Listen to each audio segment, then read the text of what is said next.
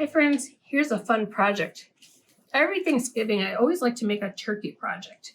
So you're gonna get one of these cardboard turkey bodies, a coffee filter, and you need your pencil box.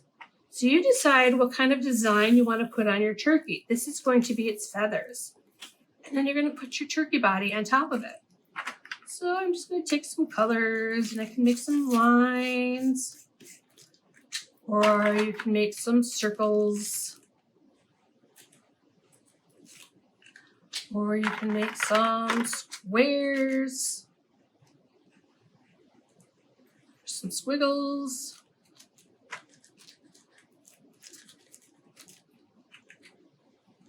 Anything you want. This is your turkey. You decide how you want it to be. You can make some zigzags.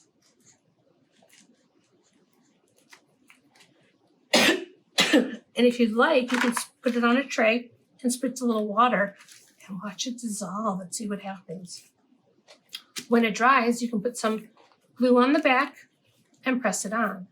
And think about what you're going to need to finish off your turkey. You need some eyes, a beak.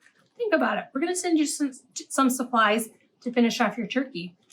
Be creative and have lots of fun with it. Bye, friends.